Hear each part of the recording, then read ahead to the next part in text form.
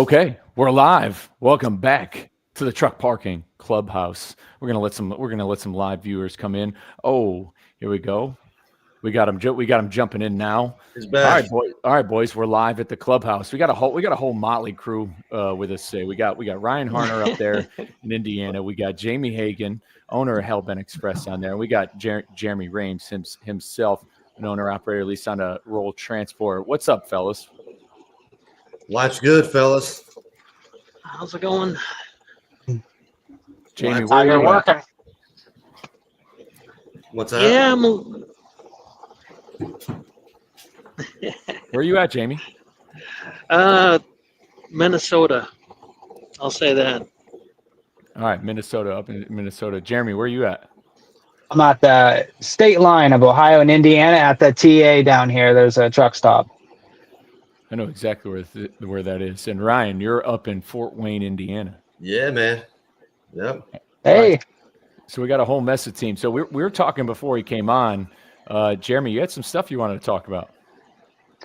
oh yeah, no, we've all been seeing it in the news as well. The B1 drivers, and I was wanting to have a kind of conversation around that and highlight the dynamic of how these businesses and how the truckers view these. Because from a business perspective, you may have a competitive edge if you're able to employ people at a lower rate. And from the trucker perspective, obviously that's going to be some competition driving rates down. So I wanted to kind of dive into that and see how, these drivers are, or at least discuss the ins and outs and the pros and cons of it. Yeah. Hey, Jamie, I know you got some stuff to say about it. Do I though? Uh, the- No, I got plenty to say. I'm sure, just like everybody. We're all under the same opinion that it's not cool. It's not good. Well, Well, it's real we're seeing quick. a Let's, pattern. let's answer this question before we go any further. Do you might know this, Jamie? Do we have any parking in South Dakota? Off the top of my head, I don't recall seeing anything up there. I know we do in South Dakota, but North Dakota is our last last The spot last to get. bastion. But we've got one property in South Dakota in Mobridge. Of all places. Yeah, Mobridge, which is 1101 East Grand Crossing. So for you out Yeah. there, Joshua, we've got that one, and then the other one we got one. I knew we had it in Sioux Falls, down at Sioux Falls Truck and Trailer. It's actually at a pressure washing place, so you can get a truck wash while you're there. So one in Sioux Falls, and then one up north. That's closer to Canada. What's up? Shout out to our boy Chris, still unloading some salt. But yeah, Jamie, some of the stuff with B1 drivers. When we were talking beforehand. I drove for Pam Transport, and they have B1 drivers. They do cross border freight. I mean, there's a lot of carriers who do cross border freight. STI is another one. I mean, even Swift. I mean, Swift owns Transmex and those carriers, because it makes sense. Like, if the load originates in Mexico, especially if it's, there's warehouses and manufacturers all over Mexico, it would make sense for the load to go straight from that place to its destination, whether it be Indianapolis or what's that other, Romulus, Michigan, another big hot spot. So why would the truck, like, it doesn't make sense for the truck to stop and just drop the trailer and then somebody goes back and gets it. You have those B1 drivers. But yeah, from Jeremy's perspective, he thinks it's creating an issue, but I think the issues have been going far beyond just the wages. I think there's a big safety problem. Oh yeah, for sure. And what I like to do is I like to entertain and understand all the perspectives. Like, while these regulations have major impacts on not only freight rates but safety as well, let's evaluate them and see what kind of consequences. Like you say, if there's a safety issue because the driver can't read a sign or communicate effectively to address the safety issue, then this is something that the regulations should account for. And I think we need at the top, these people that are making these rules, we got to kind of, give them the feedback. And this is what I think, this is how we contribute to the conversation, is stuff like this, where drivers get together, hash out ideas, and come up with, let the good ideas rise to the top. Well, kind of, and then Ryan, kind of toss it back on your end because we had spoken on the phone, and you've had some communication issues with some motor carriers that you've dealt with. People operating maybe within the Chicago market, having conversations with those gentlemen. Yeah, they're very confused. No, the geographical, man, they just are very unfamiliar with, and that's a problem in my opinion. You know what I mean? Yeah, for sure. And then if they don't know where Arkansas is, we got Yeah. a problem here. You know what I mean? And that's scary. So it's like, maybe we shouldn't do this.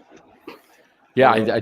I'd say that's a whole other piece of the pie we don't even see because we're seeing it. I mean, the public sees it. I mean, we had that. It's tragedy in Austin. I could tell you, living down here in Austin, the city is pretty shook about it. So shook enough to where a friend of mine who's she's about to complete law school. I mean, she was rattled by it and like reached out to me about it. And very few non-trucking people reach out to me about trucking related stuff. So it's like.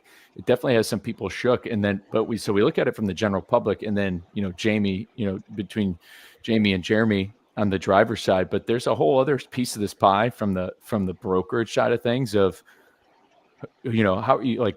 There's a lot of trust that goes into who you're brokering a load to. It's more than just a number.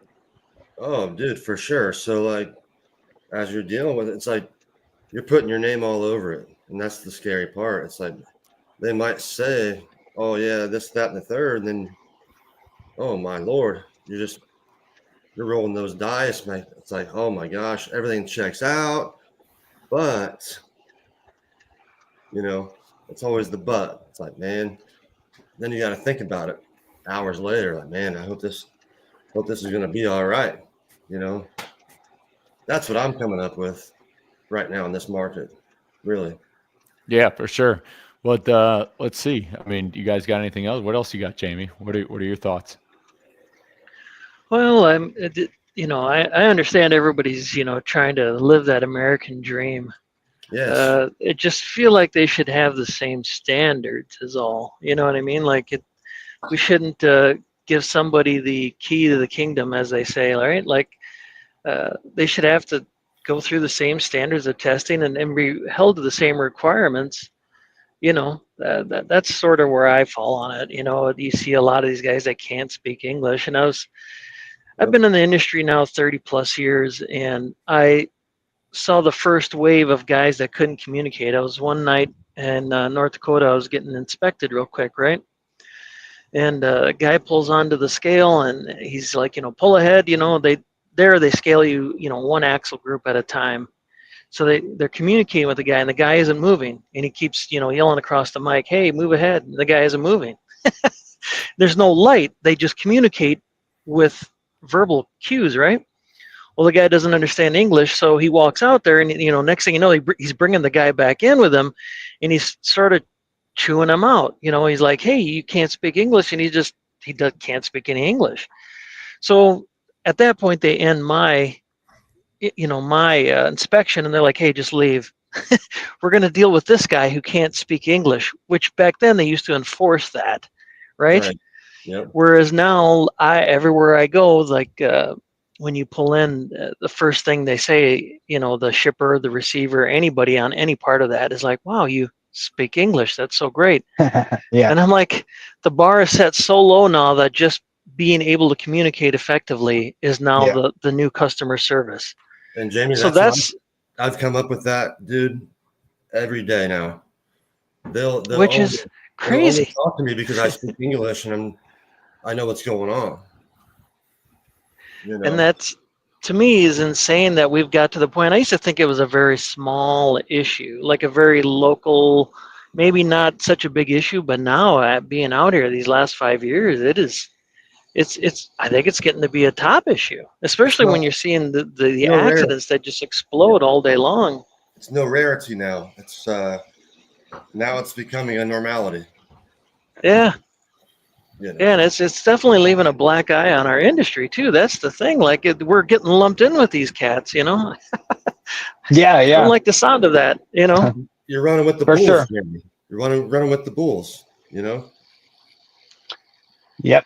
Yeah, and I like what you guys are talking about. For me, I have direct experience with what you're talking because I've been a trainer for 6 years, something like that now, and I've trained probably 50 people, and I've had to fail. I've trained immigrants from all over the world. They come through the training program that Rail provides, and so the Rail does pretty good at rejecting the ones that can't do it. I mean, there's probably 2 out of 10 people that get sent home immediately, and then it gets dwindled down from there, and then for me, they have to prove to me and demonstrate to me that one, that they're going to be able to communicate, because I've never nobody's ever got to me before if they couldn't communicate English like clearly, speak it fluently at least.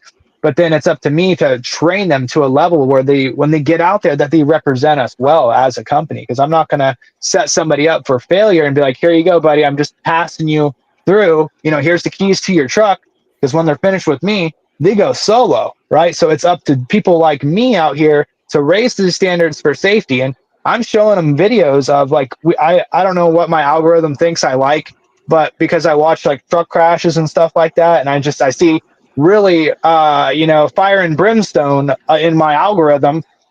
I show these guys, I'm like, hey, you got to take this seriously because people's lives are out here. And so this is why I put so much energy and effort into setting such a high standard for safety and just professionalism in the industry alone.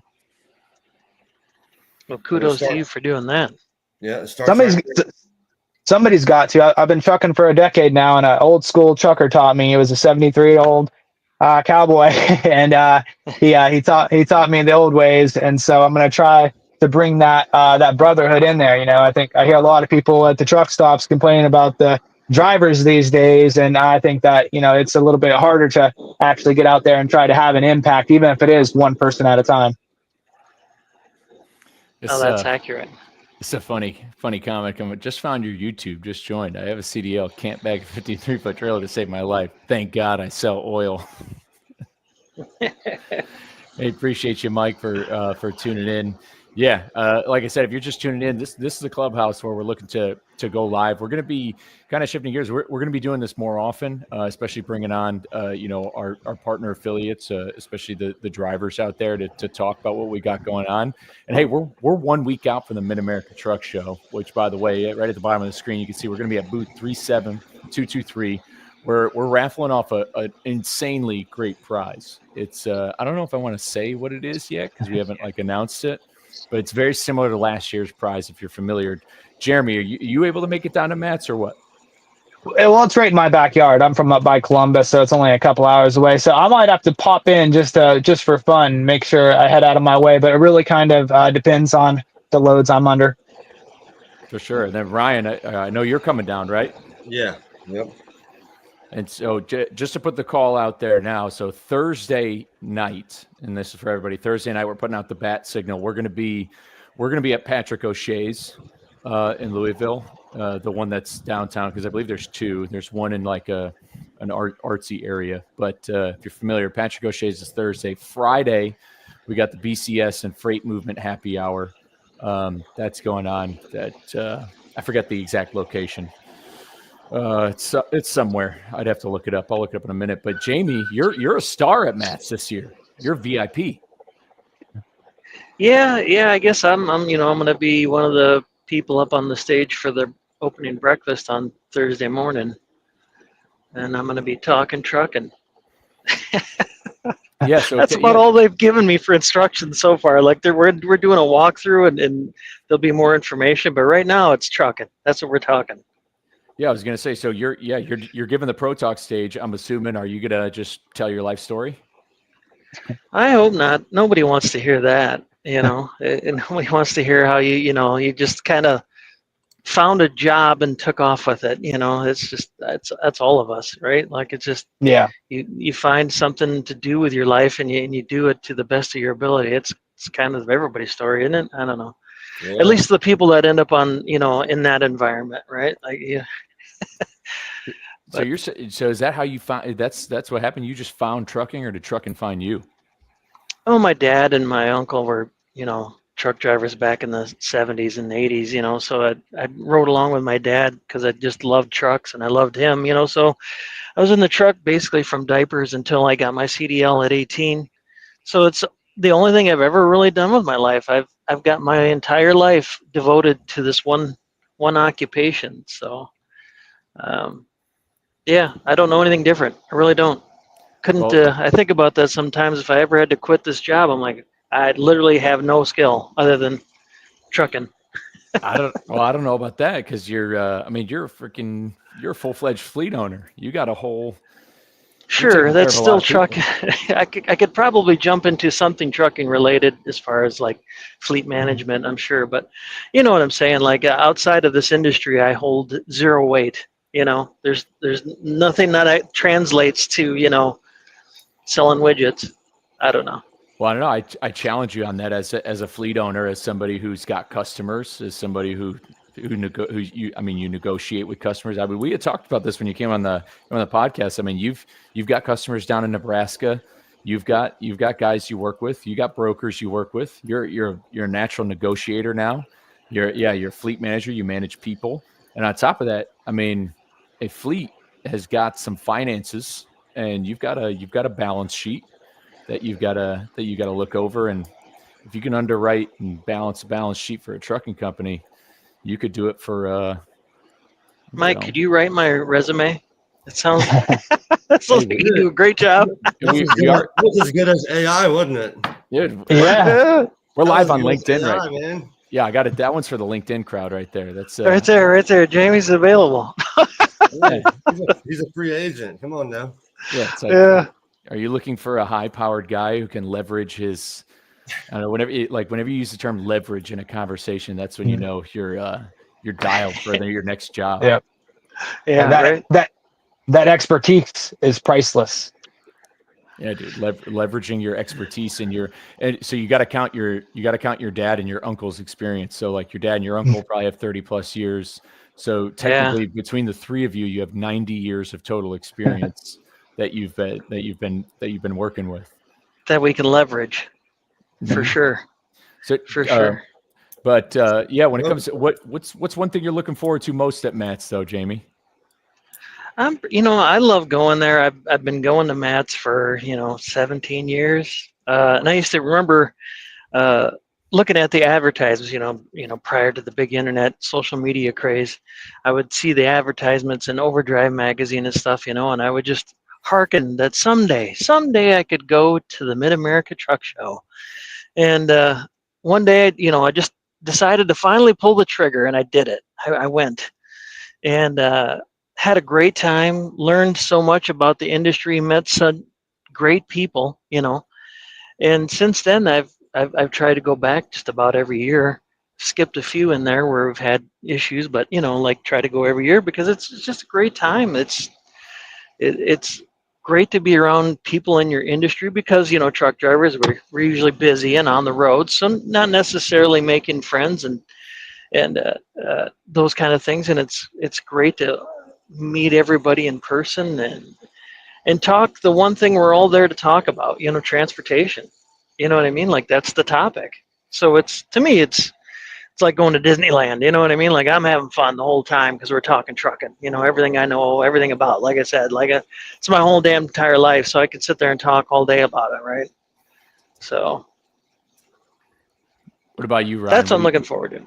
Yeah. Oh, yeah. That's exactly what I'm looking forward to. Ryan, you looking forward to it? This is your first time coming, right? Yeah, it's my very first time. So yeah, like it's compared to my background is construction primarily, but it's like talking shop with the guys. Like, hey, we're doing this, we're doing that. What have we been through, and figuring out the intricacies of the market, right, and what's going on, and mostly positive things, right? And everybody's like, this, that. It's like, and you can kind of huddle up and figure things out in a better way rather than everyone out there on their own path. Like, am I alone? You're not alone. We're all in the industry, right? And that's kind of how I feel about it. Yeah, and you have a little bit of a towing background yourself. Yeah, yep. I ran 4 flatbeds out of Boston, right in Newton, which is right in the middle of the city. And I started with a company that didn't really have an idea of what they were doing, and they had two new Hinos and no plan. I jumped right on board, figured out the load boards for automotive, and started booking loads, man. And next thing you know, we bought 2 more Pete's, brand new Pete's. We went out to Pennsylvania, picked them up from Jerden. And I'm like, hey, now we're an auto transport company. We're not a towing company anymore. And that's what I did. It's like, now we're moving cars. We're not doing towing, right? It's a difference.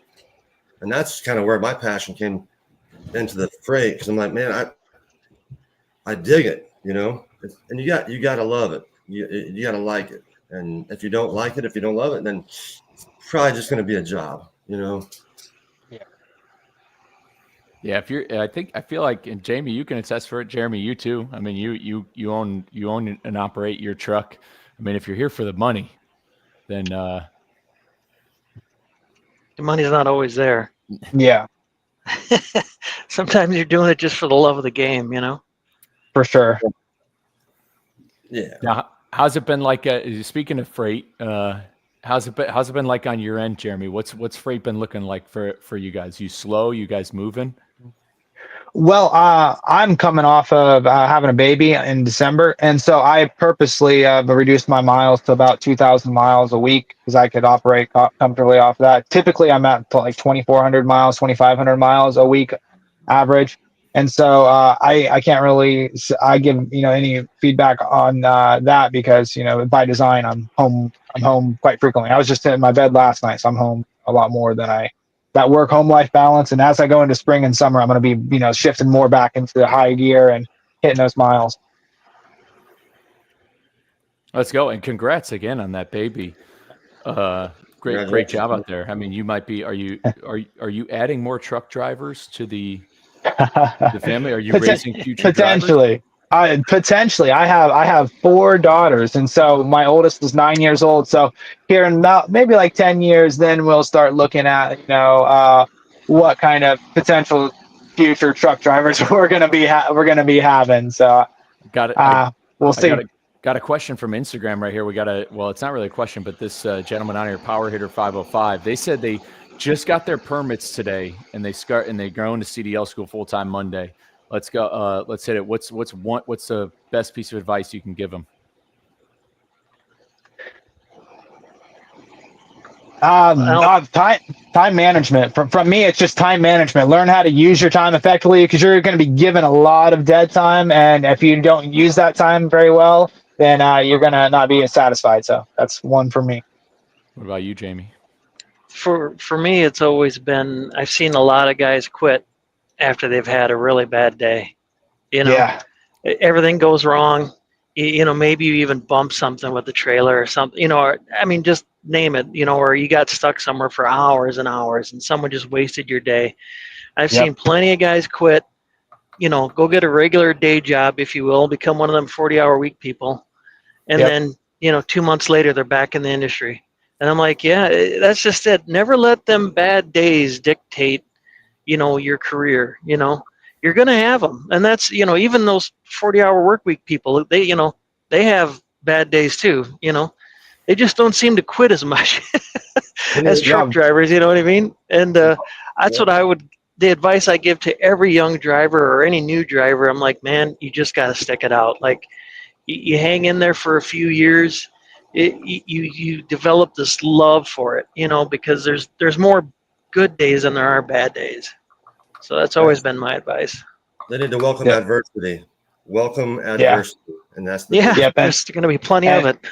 And you said key word right there, develop a love for it, because if you're not careful, then you can easily let this become sour in your mind. And if you're out there, I have fun. If you guys are familiar with, there's a go-kart track on I-70 right by that Flying J. I've stopped by there, man. I've went around the track before. You got to do things like that. I go to Niagara Falls every chance I get. I go, whatever it may be, casinos or something like that. You got to live a little while you're out here, because if you're just grinding, there's not going to be no love for it. Oh man, right off 70, right? The go-kart track off 70. Yeah, you know exactly where it's at. Go, man. It's worth it. Those things go like 35, 40 miles an hour, and you could really slide them around the track there. It's so much fun. Yeah, I flew by there a few times, man.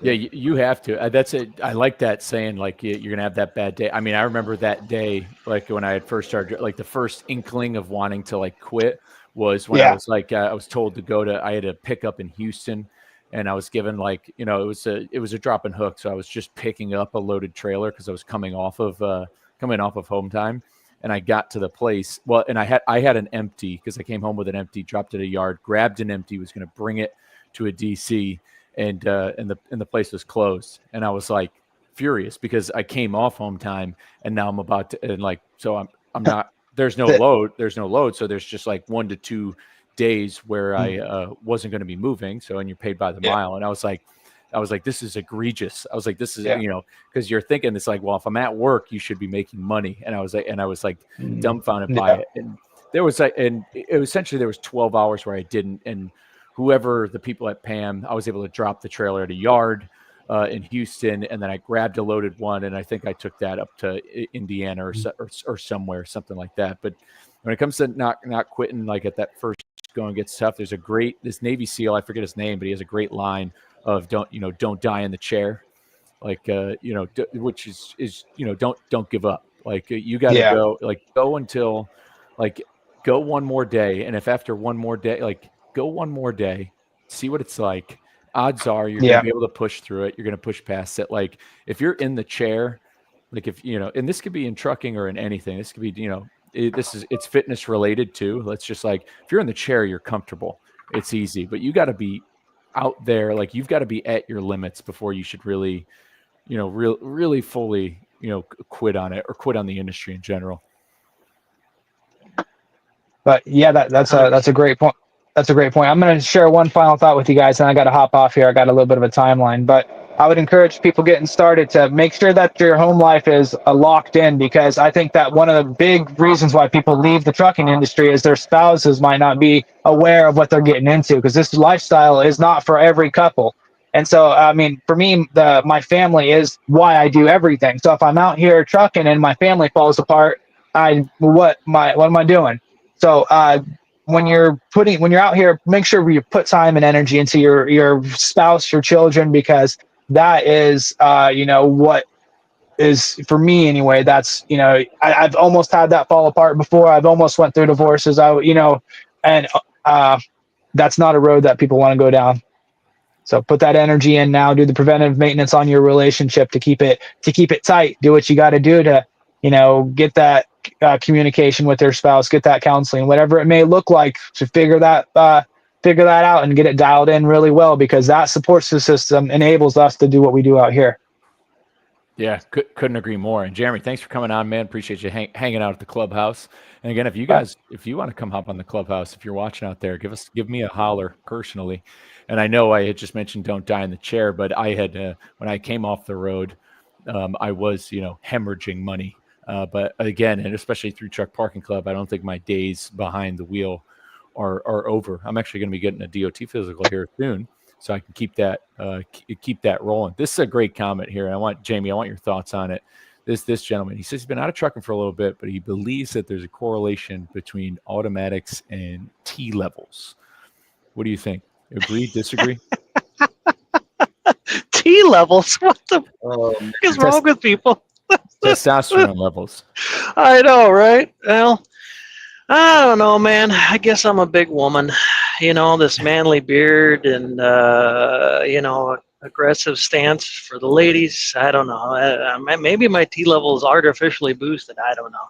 I've been operating an automated manual transmission. I guess I don't tie my my manliness, if you will, quote unquote, to equipment or anything that I can effectively use. I looked at when I got an automated manual as a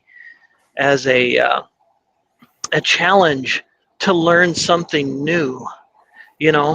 I remember first getting into it and sort of fighting it. You know what I mean? I didn't think that's where it should shift and what it should do, and I was going to do it, the way I wanted to do it, and I put it in manual mode and kind of fought it for a while, and didn't like it at first, and then had a word with a guy who said, just let it do its thing and get kind of used to it, and then learn how to use it effectively. And after that, I love the thing.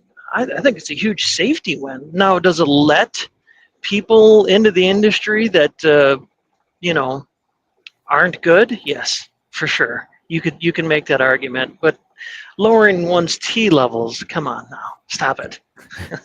Well, the safety We're thing- men. the We're safety- men here. the safety thing is great. You can downshift. You know what I mean? Yeah, I mean, here's the deal. You know, I can't speak to some of these other automated transmissions. I've been using the M Drive now for over a decade, you know, and I love the way it works. And I love the safety feature. You know what I mean? Like in the right person's hand, it's a win for safety because you're not paying attention to what gear you're in. You're simply focusing on the road and the steering wheel. So when you're going around a curve, you're able to not take your hand off the wheel to grab another gear. You can just simply use both hands on the wheel. Well, that's a win in my opinion. So That is a good point, honestly, because you're not distracted with having to downshift and clutch and all that. Realistically, for inexperienced drivers, hey man, that might be the better route.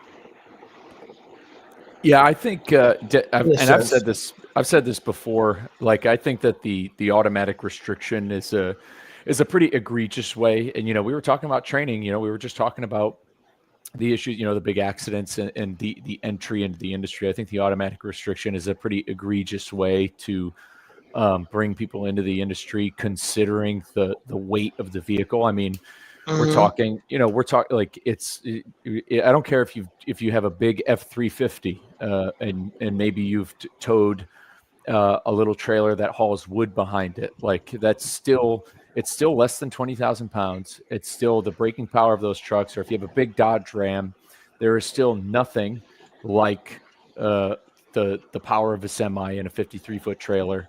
And I think as your entry into the industry, if you're learning on that automatic, in school you might be dialed back, like because the instructor's there and he's kind of letting you know to slow down. I don't know. I didn't train. I don't have an automatic restriction, so I don't know what the instructors were like in the cab, but I'm assuming they're very similar to how they were when I was getting used to the 10 speed, where they're kind of telling you like, okay, at this point you want to slow down. Like I'm sure they're explaining that, but once they're out of school, we kind of know that that stuff goes out the window, because if you go on the highway right now, you can find a guy who's probably inches from another guy's bumper. There's people who are following super close, and it's just that I feel like if you're entering the industry learning on an automatic, I mean, you're going to drive it as if you're driving your own car. One can make that argument for sure. I mean, because you need to know the power of because when you downshift, that's how you truly learn how long it takes for you to slow to a stop. And then, but I like what you said, because like with an automatic, turning is definitely safer. Like I felt very confident and comfortable in my truck, because I drove a Volvo when I was with R&R, and I said this, and many have said this. The Volvo iShift, probably best transmission on the market ever. I know I'll catch a lot of flack for that, but I got to give a shout out to the Serbian homies. Maybe they got something, their heads must be on for that aspect. But turning wise, keeping both hands on, you do feel a little bit comfortable. But turning, like figuring out how to turn in the 10 speed, I think when you're learning, it's definitely the best way to get into the industry, and I think it sets people up for success. I think allowing the automatic restriction it sets up for failure. And that comes down to training too. You know what I mean? Like with a manual transmission, you would have still had to have learned how to downshift and all those things, and you can still do all that with an automated manual. You got to learn how to push them buttons. You got to reach up there and hit a button and hit the next button down, and all those things comes from, I guess, shifting theory, right? Like the theory of it. So you need to know that task. But other than that, I just think look at it as another tool, and it's another thing we need to train for. I think it's just far too easy. I mean, the bigger scope here is it's far too easy to get a CDL. I think you should really make that something that is held in high regard, and you should really have to go through some severe training for it. No different than a doctor or any of these people. They don't just give them the basics. You take the knife and you slice them open and find the thing that's bright red down there and eat it out. That's about what we do with trucking. We kind of give people the basics and then send them out on the road. Why not spend some serious time? The young man that was just on here, it sounded like he did a great job of taking it to the next level after people got their CDL to give them the full training. And that's what we really need. Yeah, I mean, look at, we talk about them a lot on Twitter, but there are certain carriers out there.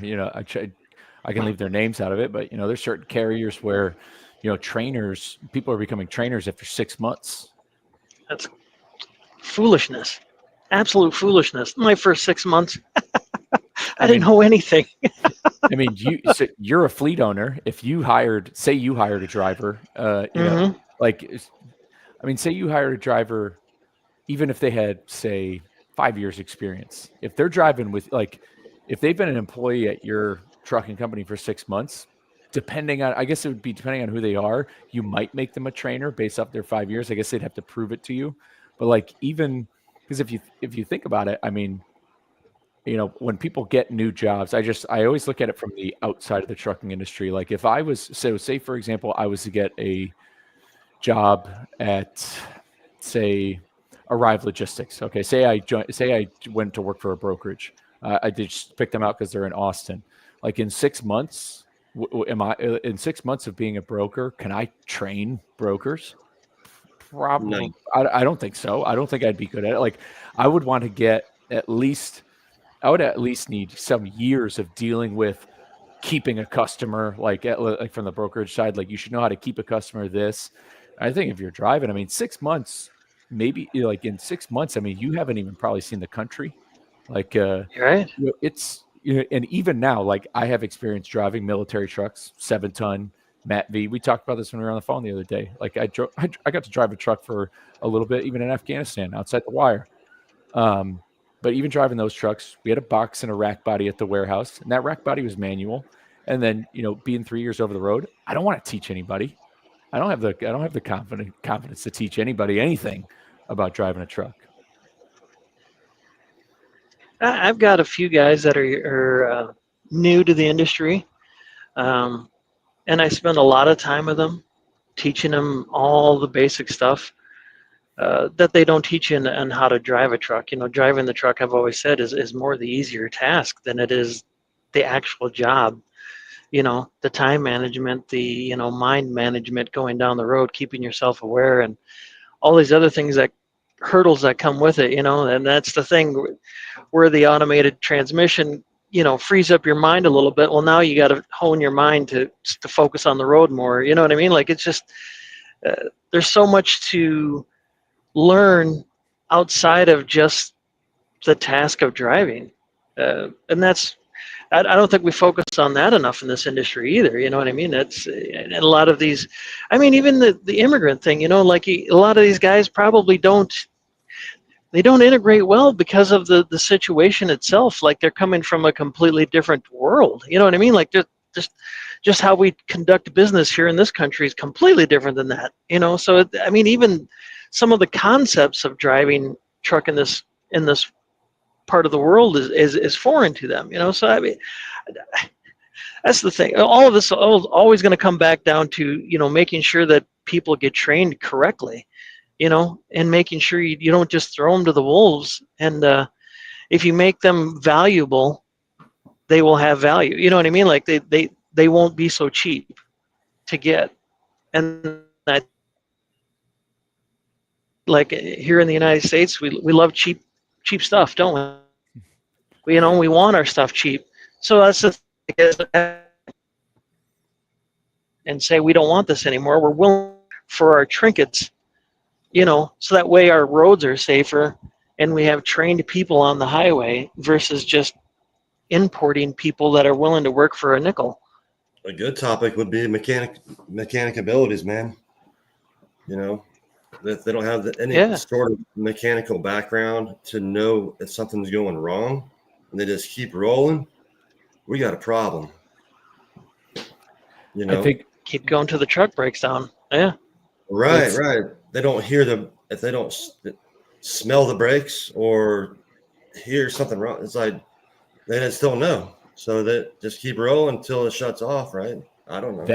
That could be one of the best ideas for employee development I've heard. And what's crazy is, so even, for anybody who doesn't know, like I work full time at Truck Parking Club, serve time over the road, but I also, I spent all of last year working full time in the fitness industry, and I had gone to a training, and I was the head coach. I was in a management position, and turnover was a topic when we would when we'd have some of these events, and one of the number one reasons for turnover, and this isn't from the coaching side, this is from the sales associate side, and this is for any job. This is true on, I believe, in brokerages.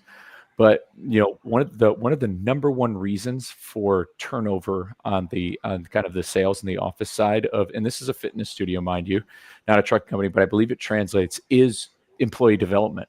Like, employee development is a big reason why people move on, or they don't view. They don't, like we just said earlier, like if you're here, if you're not loving it, if you're not into it, if you're not buying what you're selling, like you're going to view it as a job, and that's what it is. And I think you just said that mechanical aspect. I mean, if we're talking employee development, when an employer, like, people want to be empowered, people want to be inspired, like employees want to feel empowered. When you give employees responsibility, that they genuinely like that. Nobody, and that's not to say like dumping more work, like, oh, say so and so quit, so now you have to pick up the slack. That's not what I'm talking about. But when you give somebody responsibility, then autonomy over that, it's going to motivate them from a managerial perspective. And so if you give drivers, and this is on the motor carrier side, if drivers are given mechanical training while working for that company, like, hey, your truck's going to break and there's going to be problems, we're going to empower you to be able to fix these problems. We're going to pay you for it, and it's going to get you back on the road faster, as opposed to, now, I mean, there's number one, I've heard these stories, and Jamie, you can maybe attest, but I've heard that there's larger companies, motor carriers out there, that don't let their drivers fix the headlight, or the windshield wiper, Right. some of the most minuscule things. I mean, and I've been on the side of 35 underneath my truck in the pouring rain, 3:30 in the morning, fixing hose clamps because I had coolant freaking coming out. And that's a little bit of YouTube and this, and just talking with people and asking questions. But if a motor carrier, and Jamie, I'm not telling you to do this, by the way, because you've got a lot of other stuff going on and you'd have to hire. I'm talking this is for like people coming into the industry, because most people come into the industry through larger carriers. That's kind of the pathway, so to speak. But even if it was part of CDL schools, what have you, is if a carrier is just employee development, you also develop them, you give them another trade. You kind of open up their skill level. They have the professional driver, they have the commercial driver's license. Now you get them certifications or something. You build up their mechanical inclinations. Ryan, I think you brought up a really great way for trucking companies and carriers to empower drivers. That's going to motivate them and keep them longer. And if that driver ends up getting sick or needs to come off the road for whatever reason, oh, perfect. You have somebody who can now work at the terminal and do some stuff. At least train them on the equipment that they're running, and then they're empowered to operate that equipment with confidence, right? How can you even do a good pre-trip on a truck if you don't understand how things work? Right. They don't know how the airbags work or anything like that. What they do, tell them to kick the tires and have a good trip. Right. What I mean? Good luck. We'll see you in Tucson. Yeah. We're gonna steer this, because you need to let this, and I appreciate this gentleman right here, Michael Kim, jumping in. He's got a question for you specifically, Jamie. You ever have any emergencies out there driving? You keep the bucket on you. You've had some oh no's while you're driving with having to use the toilet. Oh, I think every driver on the road has that. You know what I mean? That you're eating, or prior to trucks having refrigerators and microwaves in them. It was just a bed and two chairs. So there was plenty of eating out all the time and eating crap. So there was always an opportunity to eat something you shouldn't have, Give with it too yielding hot results, dogs. quick results, if you will.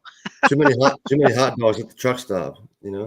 Right, right. No, I've got stories for days, but nobody wants to hear that stuff. I mean, that's just not cool. Apparently Mike Welch wants to hear some. Yeah, he wants details, dude. I mean, What happens when things go south? What do you do? Well, I'll tell you what. You find something somewhere somehow. You know. there's one specific moment sticks out, and it was right. I believe it's off 55.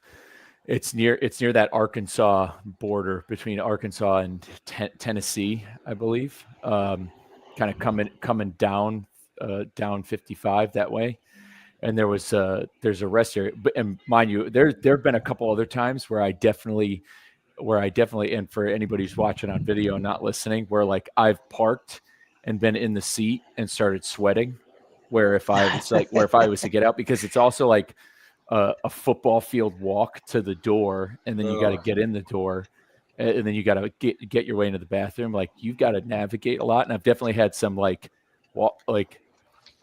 like walking like that, but this one time off of, because I didn't have a bucket on me, and probably not a good decision, but it was at one of the pull-off rest areas coming down 55, and it was right into Arkansas, and it's just one of those ones, like it wasn't even a rest stop. It's one of those just like pull-offs where trucks can park in a line, and luckily it was nighttime, and as soon as I parked, I started sweating. And I just went right out into like there's like tall grass. Just went right out into this tall grass, and I was probably in like a half squat, and it was brutal. I mean, it just my whatever was going on, like my body was working at like a cyclic rate to totally evacuate whatever's happening. So, and that was the luckiest I think I've gotten, because the reason why I pulled in that rest stop is because I was done driving for the day. I didn't pull in there because I had to go to the bathroom. It's because I was done driving. So I was the luckiest man on earth, because that would have been detrimental to the interior of my truck. Good timing. We've got actually somebody. I'm curious if you heard of this company. Thomas coming in on Facebook. He said what I was talking about with that training sounds like Smithfield. Smithfield, a trucking company. I want to look that up. Is that what he's talking about? Jamie, you heard of them? Not Smithfield. I know there's a Smith. Yeah. I guess there's a place there's a Smithfield Foods. Right. There's them. Yeah. I don't think they haul their own stuff, though. Maybe Smithfield makes hot dogs. Possibly. But Smithfield Foods. Yeah, Smithfield Foods. Maybe they do hire some CDL drivers. You have to let us know. Number one, I see Ilya Denisenko's jumping in. He's listening to us live on Facebook. Ilya, you got to come on here next for some live action. Jamie, you know Ilya pretty well. He's yapped your ear off, right? I'm not sure. Ilya, ICV Express. He's a millennial trucker on Instagram. Oh, okay. Yeah. Okay. Yeah, I don't. I was gonna say I don't know people by their real names. It's all Twitter handles, right? Like yeah, it used to be only known by CB handle. Now it's Twitter handle. Yeah. So you gotta. I almost called myself Mac Lovins. That way people would know who I was, right? I was gonna say, what do you have? Do you have a CB handle? For me, it was Hellbent Hagen. That was my CB handle. So it kind of worked out good that I got that right away when I joined Twitter. Oh yeah, you had to jump on it. I wonder how much your Twitter handle is actually worth now, because you got Hellbent Express trademark. Right. It's more than just a name now. Yeah. What did that process? I actually want to know about that, because I'm curious, because I'm about to get some of my logos trademarked, like this bad boy behind me. This is probably a hot ticket item. I'm sure people are jumping on. But what made you want to trademark your logo? Because who knows if I'm sure other trucking companies do it, But yeah, what made you want to trademark it? What did that process look like? I wanted to trademark it when we found a company called Hellbent Express with an E at the beginning of their name, and they were operating out of Nebraska. And I thought, well, what the hell is this? You know what I mean? And I thought about it. I'm like, yeah, anyone could cash in on that. You know, the DOT or the FMCSA, I don't know who you would say owns your DOT number, but you know who issues it. It doesn't take much of a change in a name for them to allow it to be used as a DOT number, right? So like, even though our numbers are different, our names are very identical, right? So I went into trademark it. My wife did all the work. Hillary did all the work. You can hire a lawyer and it'd definitely go a lot quicker than us doing it by hand, but we didn't hire anybody. We just filled out the paperwork, sent it in, and then the process begins. And I believe it was over a year the process took, and it was literally just them researching if that name is unique enough for all intents and purposes to be issued a trademark. You know, if you want to trademark John Smith, you're probably out of luck. You know, there's too many John Smiths in the world.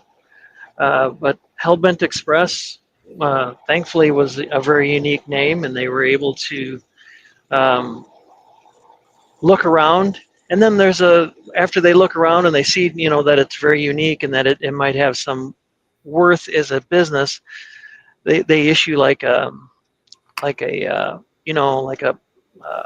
permit, or I don't know what you'd call it, like hey, you're in the process, you're officially, like, no one can, you know, once you're in the process, you kind of get like a little bit of a stamp, right? Like, hey, you're in the process, so no one can copy this. Now, they put it out to the public. They issue it in a newspaper saying like, hey, this Hellbent Express wants to become a trademark. You have, 90 days to comment that you might have claim to it, right? And as long as no one complains, they give you the trademark. So it wasn't expensive, $20-$40, whatever it was for the whole permit part of it. But yeah. So relatively cheap without a lawyer. Without the lawyer would have got it steamrolled right through within a few months.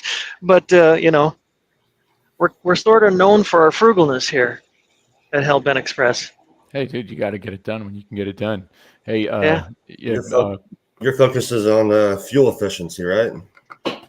Yeah. We try to focus on the biggest expense that you have, and as an owner operator, as a company driver, our biggest expense obviously is the employee, but our next biggest expense is the fuel economy. So that's why we're always focusing on that, trying to survive these lean times, right? Like, it's being in the industry as long as I have. There's one thing I know: you're always going to go through these times where it gets really lean, which is why I think people struggle with the concept of that trucking is a commodity. You know what I mean? It really is.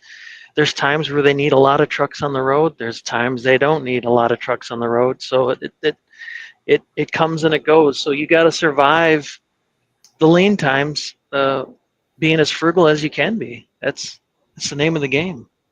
Yeah, what that fuel efficiency. So for anybody who is listening, that your entire fleet is all Mack trucks. How much fuel, like how much money are you able to save? Like what are some, you've gone on What the Truck with Dooner and you've talked about this. You're able to get, I mean, I've seen it. You've gotten 11 miles to the gallon while you're loaded. Yeah, oh, for sure. I got a truck that's really optimized in every way with today's modern, aerodynamics and everything you could put on the truck to really kind of make it fuel efficient. And yeah, I pretty easily get 11. A nice warm day, not a crosswind or a headwind. I mean, you pretty much guaranteed 11. It's, which is huge. It really is. You can drive all day and you barely see your fuel gauge move. I mean, that's huge. It's your biggest expense. Yeah, I mean, if you think about it, I mean, I guess if you quantify it, what's the average cost of diesel right now? What are you paying? I'd say the average has got to be, now obviously this is after we get our discount from fuel cards that we use. Our fuel average is going to be right around 315, 318. It's kind of where it floats. So we're getting a good steep discount. I think the national average right now is still like 350, 360, something like that, isn't it? So And I think the best fuel mileage I would get if I was bobtailing, I know that like at least the truck I owned, if I was bobtailing, like it was a 2018 Peterbilt that I had, you could get 12 miles to the gallon for it, and that's bobtailing. Empty, I think it could between 9.5 and 9.5 or whatever. I'd say is what you're going to get. And when I was doing RGN, like I'm lucky if I was getting 7.5. I was lucky if I was getting 7.5 closer to 8. But I guess if you quantify it, if you're getting 11 miles a gallon loaded, and you're getting 4 miles per gallon better, I mean, you just quantify that to the size of the tank, the miles you're going. These were the questions I was going to ask you as well, because Michael Welch on YouTube, because you mentioned, I mean, you not only have the Mack trucks, and you're the biggest Mack appreciator out there. Is there anything you do to these trucks? Do you use any fuel treatment or any sort of cleaners? Is there anything else you put on the body of the trucks that kind of add to this? well, I mean, first and foremost, the first thing we do, like literally get a truck in, we put the AirDog fuel preparator on there. AirDog makes a great product. They were the original. The name changed, but they were the inventor of the AirDog itself. He was the first guy to come up with the concept. But it removes all the air from your fuel, which when you have injectors is a huge thing. These injectors have run such high pressure that a little tiny air bubble causes a misfire. Especially in these modern engines. So to take the air out of it is a huge win, just from that standpoint, from a maintenance standpoint, right? So there's number one, right? Number two, it's adding positive pressure to the pump. So your fuel pump is gear driven off the side of that engine. So the lower your RPMs, the less efficient your pump is, right? It isn't until you start to get into the higher RPM range that thing's really pushing pressure. But with the AirDog, it gives it immediate pressure. So you're seeing a better burn through the engine right out of the gate. Like soon, you not only that, you're seeing a horsepower increase on the lower end of your RPM range. Most people don't understand that, like say you got a 500 horsepower Cummins engine, you don't actually get 500 horsepower until you turn 1700 RPMs, which is kind of out of its RPM, out of its torque curve even. So you really got to maximize the effort to get that horsepower range, right? So that's the first thing we do is put one of those on, because it's just a win-win. Maintenance-wise, performance-wise, fuel efficiency-wise, right out of the gate. And then we run a product called Clean Air Fleet. They make a product that not only has a cetane boost in it, but it also has a surfactant. So we're getting a higher cetane level, which gives us that better burn, but it's also adding a little something to the burn to get it a little hotter. And those guys have tracked hundreds of trucks now, and they've watched the DPF temperatures. And with using their product, they've seen upwards of 30 degrees more just by using their product. And the hotter that DPF gets, the more efficient it gets. The whole system, the hotter the diesel gets, the more efficient it gets. So the whole thing is just right there mechanically. Those two things and they're the easiest things to do. Putting on the AirDog is super easy. Adding fuel additive to your truck doesn't get any easier than that. Just measure it, dump it, call it good, right? So those are the first things we do. The other things we work on is aerodynamics. We want to make sure you got the most aero you can get out of that truck. But the aftermarket wise, we have, I got a good friend that works at Michigan MD Alignment up there in Allen, Michigan. And he has a tool called the, it measures the pressure on your axles. So when you get a truck right away, Dr. Preload is what they call it. So the Dr. Preload system is when Comet makes a axle hub, right? In an effort to make it super quick going down the factory line, they put what they call a crush cone in there. So they put the first bearing in, put the crush cone in, put the second bearing in, and then they just slam a nut on the end of it. And the machine, which is automated, it doesn't set the pressure right every time. It just sets it, right? Boom, goes down to the next one, boom, goes to the next one. Dr. Preload comes along and you take that crush cone out and you get a nice lock nut on the end of that, and you can set that pressure to exactly what you want it to be. So you reduce your mechanical resistance in your axle hub wheel end, right? And I know I'm losing people talking about crazy stuff like this, but I have a video where you take the factory setting on that wheel end, you jack the wheel up, and you spin it. If you can get one whole revolution out of that tire before it comes to a stop, the brakes aren't on, that just tells you how much resistance is built into that axle hub. And now you do the Dr. Preload and you spin that thing and it looks like a roulette wheel. It just goes round and round and round and round. And just the freeing up that resistance, it's a minute thing, but it's just such an easy thing to do. Jim charges $300 an axle to have this preload system. How much? That's like nothing. And your maintenance, you know what I mean? Heat, Yeah, something on that wheel end nothing's getting hot. So to me, all these little things are no-brainers to do. Not only it helps with maintenance, which is your second biggest cost in trucks, but you're gaining fuel efficiency. I let off the throttle on my truck, it just rolls. It just, between the wind going over top of it like it's nothing, but then the mechanical resistance is so reduced, it just rolls like it's so free. That's the one thing, if I get a new driver, that they don't anticipate is like they seem to brake a lot at first because they let off the throttle. The truck doesn't start slowing down immediately like you're used to because there's so much mechanical resistance in the system. And now it just kind of free flows, and it takes a little while to get used to that. So those are the top three things to maximize fuel efficiency. And really any truck can do that. Granted, the Volvo itself, the Volvo's body, I feel like could be, because Mack is still a little bit more square. So, but that's the crazy part. The Anthem versus the VNL, the old body style, is the Anthem is still more aerodynamic, only by a smidge, but that smidge matters. And the new truck that Mack has got coming, the M1 as its code name, coming out here in April, I'm told is still just a smidge more aerodynamic than the Volvo. But that's just what I'm told by the guys that designed it, the engineers. Yeah, and it's not like they're trying to play hide the hot dog only because more Volvos are sold than Macks.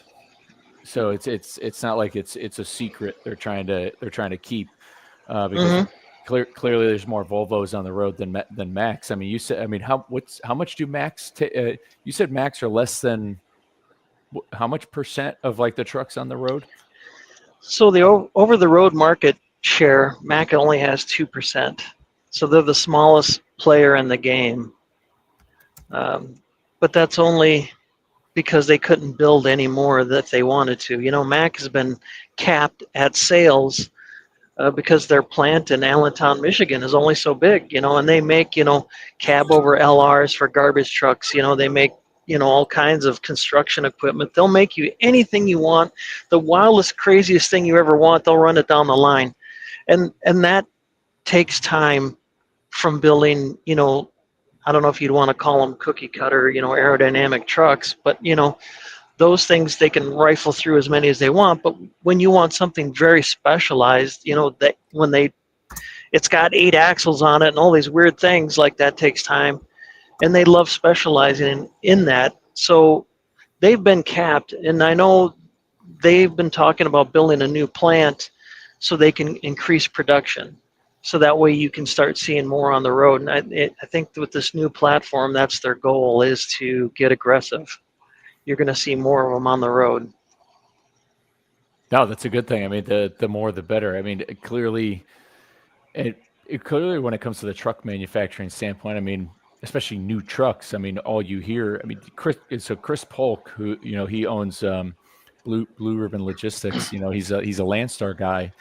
He made a video the other day. He's like, if I was given a brand new, he goes, if somebody just gave me a brand new 2025, 2026 truck, he goes, what I would do with it, like if I didn't have a trucking company or whatever, if somebody just gave me a brand new truck, he's like, I would sell it and I'd buy 10 trucks that were manufactured between 98 and 2007. Like, he's a zealot when it comes to these type of trucks from a maintenance standpoint. But so I mean, there's no reason. So new trucks already have a negative, like people have negative opinions on them, whether with built to break, some of the new stuff. Gord talks about planned obsolescence. So I mean, there's plenty of room for especially a legacy company like Mack to come out with something newer to take over a little bit more of the market.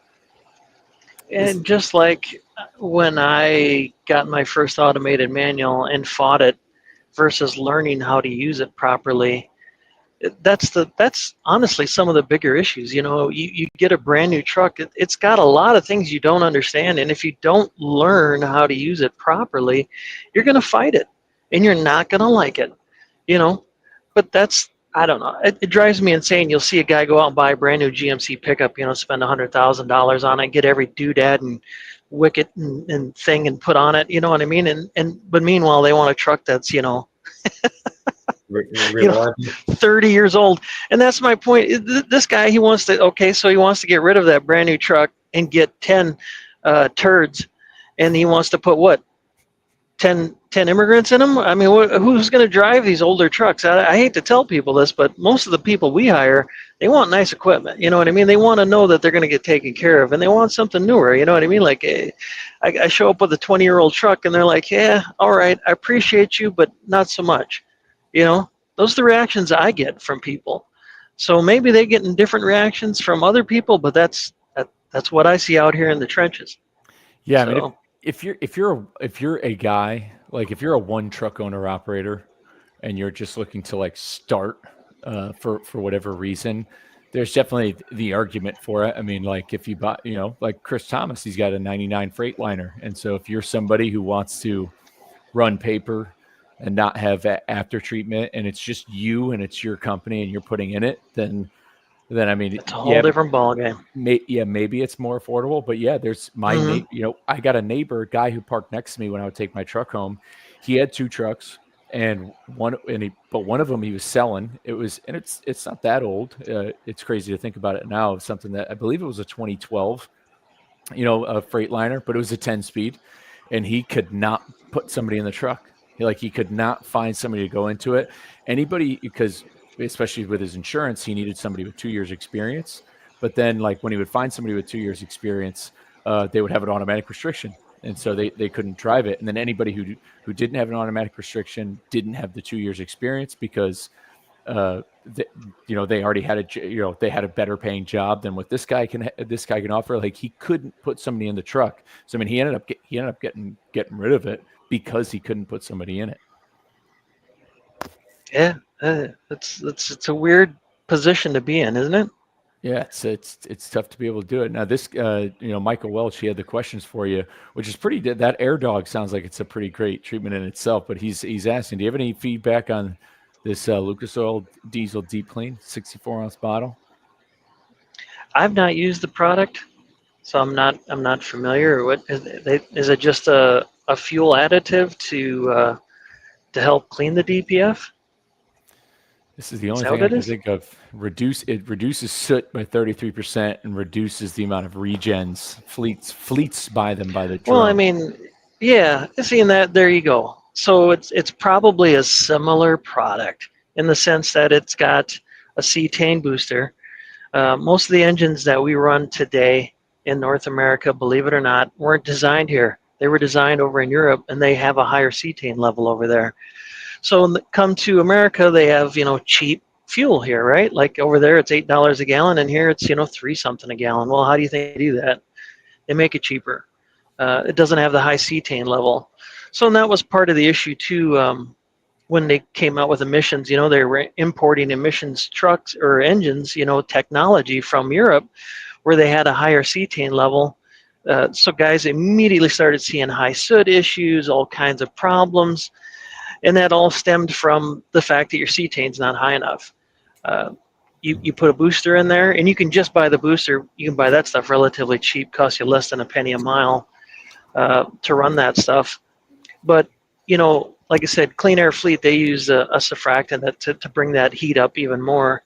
And it's also got lubricity in there, so it's helping your injectors live longer. If you got a PACCAR motor, this thing's is practically essential to run.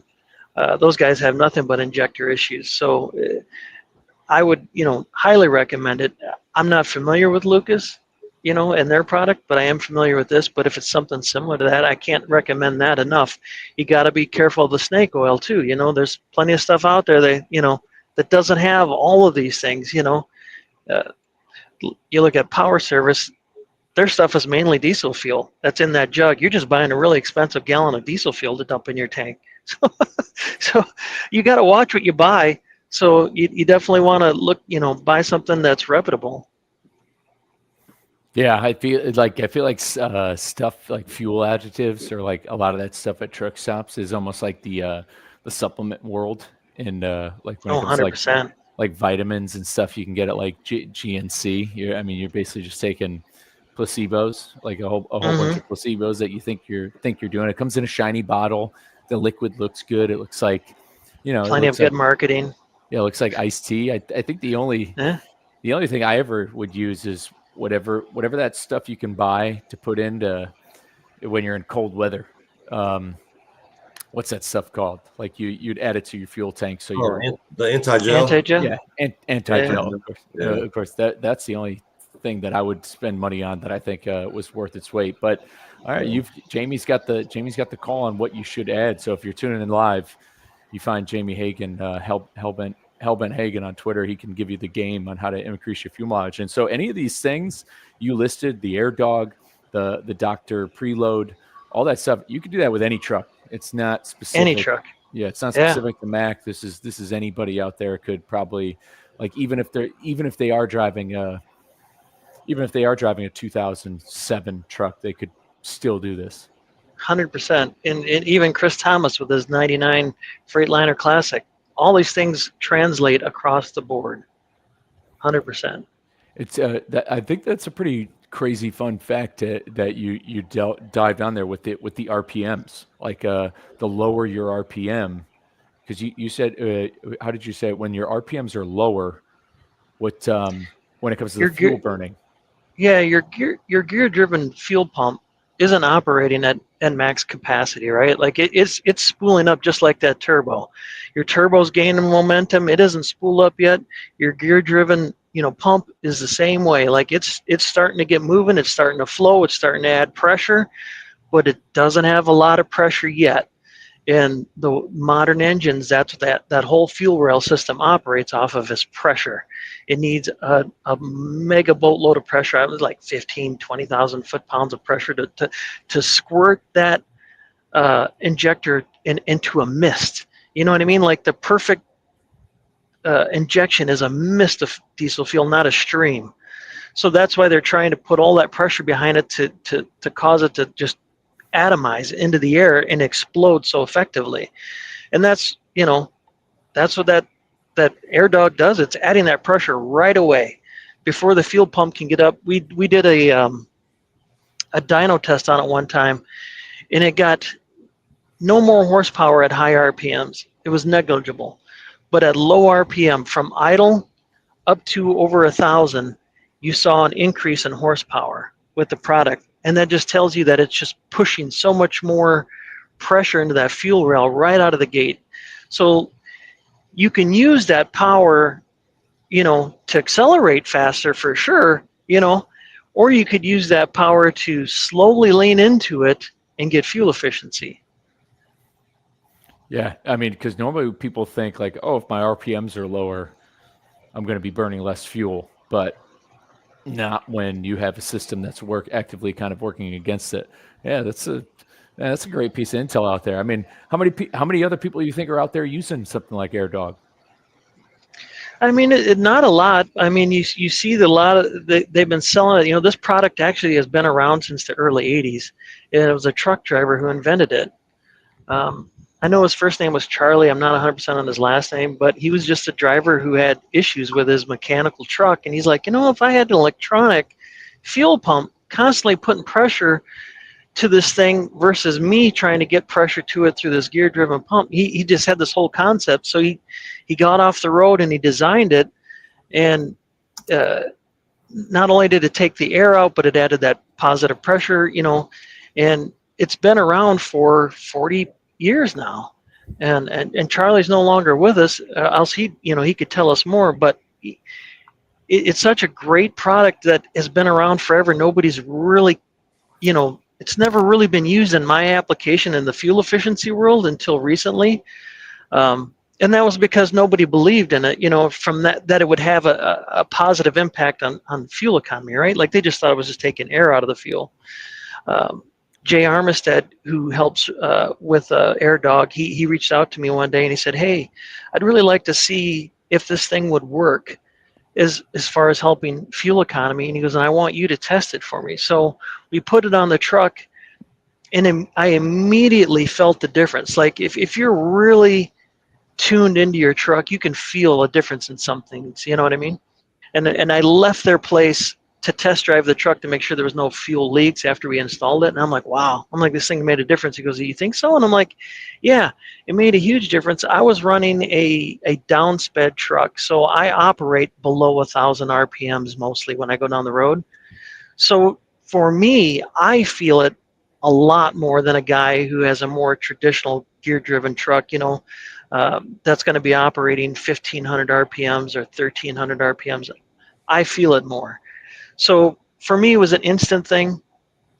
And I was actually upset at myself for not finding this thing sooner because it was so cheap for the return. The ROI on this thing is less than 6 months. Like it's immediate. You get your money back immediate with it. And it was so, it hurt my feelings as a person that I wasn't smart enough to find this thing sooner in life.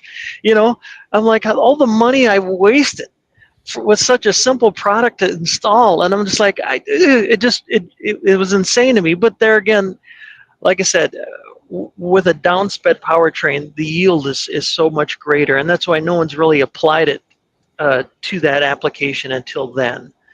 And now it's just a no-brainer. You know what I mean? On every truck that, you know, every truck should have one of these things on it.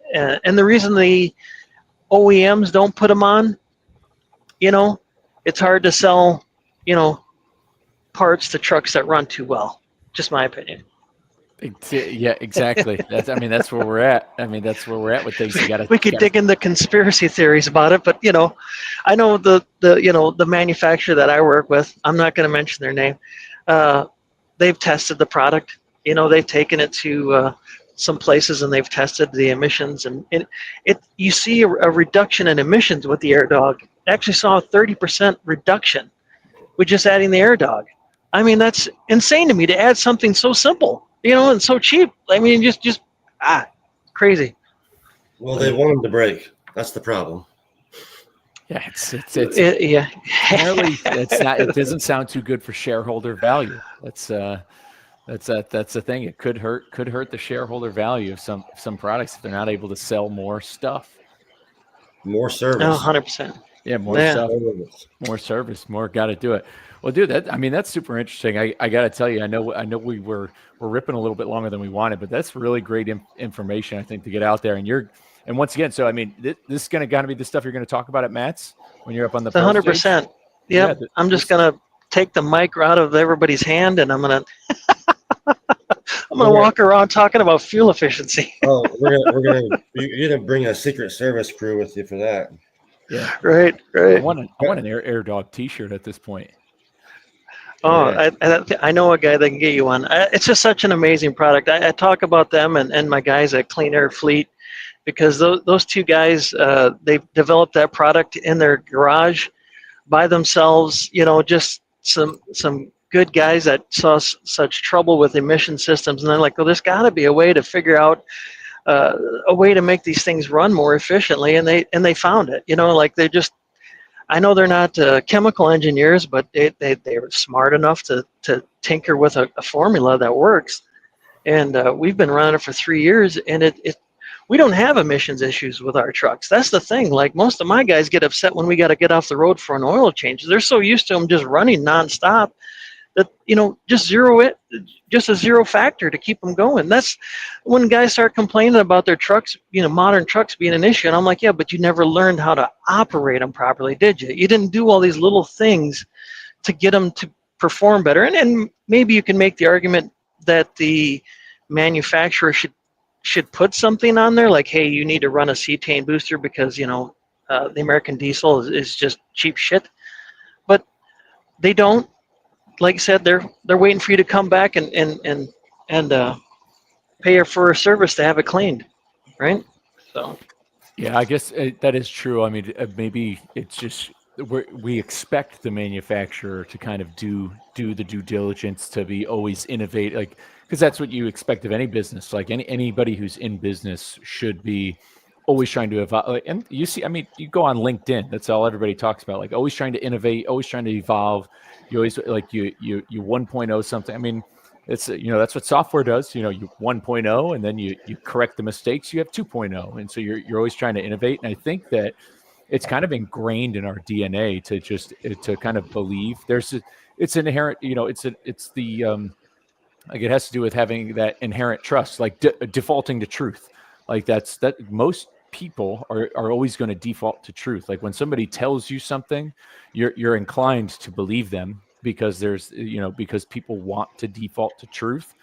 And I think that's how people feel about manufacturers. Like if they're coming out with something, if they're coming out with a product, like, and if it's new, like, oh, this must be their best to date. Like this should be their best product to date. This is going to last them a long time. This is going to do that. And you're seeing it a little bit in the agriculture industry with certain, I think farming equipment manufacturers that where products aren't as good as, they were, where, maybe people in ag, or they're operating equipment from the 50s and 60s, and they're like, this is way better.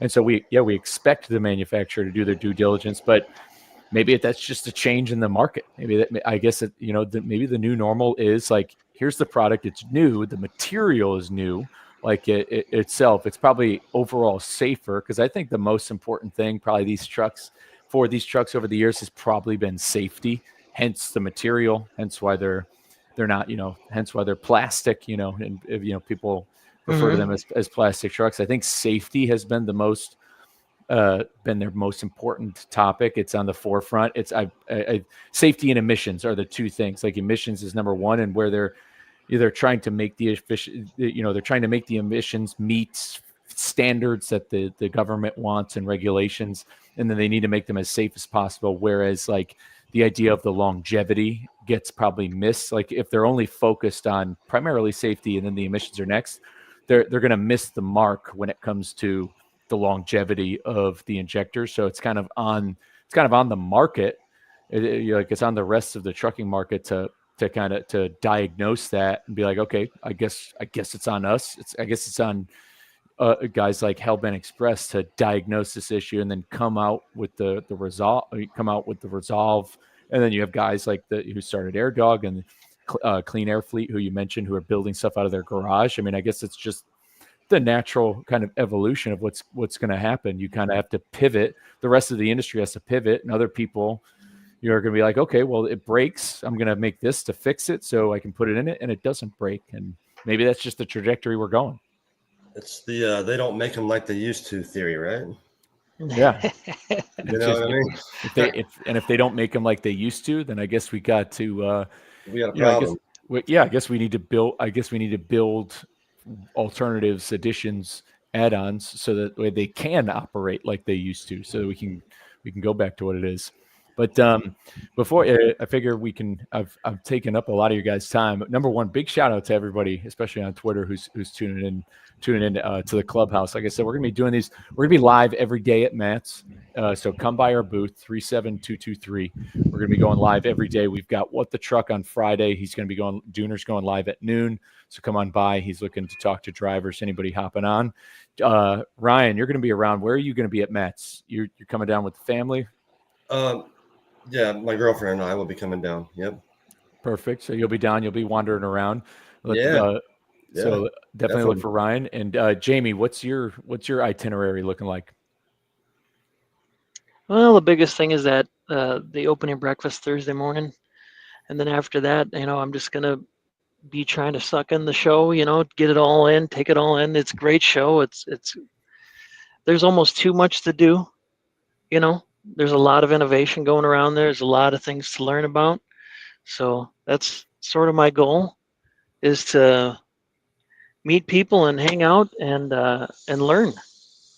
Yeah, we're coming down solely just for this. So obviously, we'll mill around. Yeah, if people are milling around, so Jamie, they can find, if people want to listen to your Pro Talks stage, where are you going to be? Oh, well, you had to buy a ticket to the breakfast. It's right when you walk in the door, the very front entrance, and you get signed up. It's going to be to your right. It's held there. So okay, yeah, where some of those other Pro Talks stuff is. Yeah, like 100%. To the right of you have the reception, like where you can get your badge and all that stuff, and you take 100%. A right, you go down that hallway. And are tickets still on sale for that breakfast? I'm not 100% sure on that, how that worked. Could be sold out. Could be sold out. Yep, because I know it was a limited deal. I mean,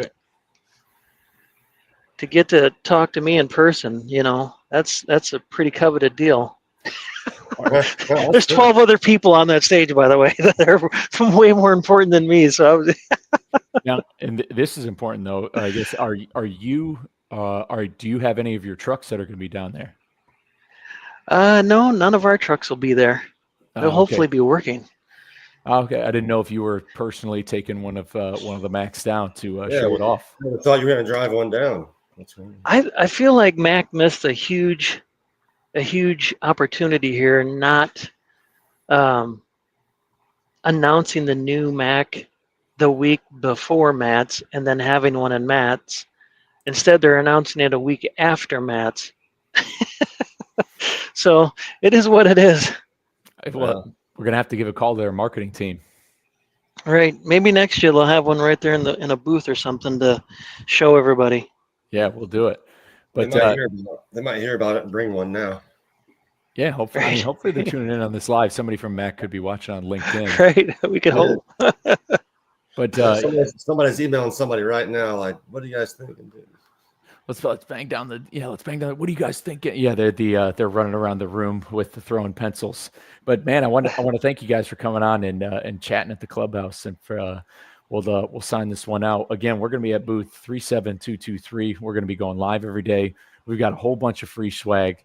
We've got hats, we got t-shirts, we got a sick raffle going on. So if you're a driver and you want to win, if you saw our booth last year and you know what we raffled, I can just tell you it's going to be something very similar to that.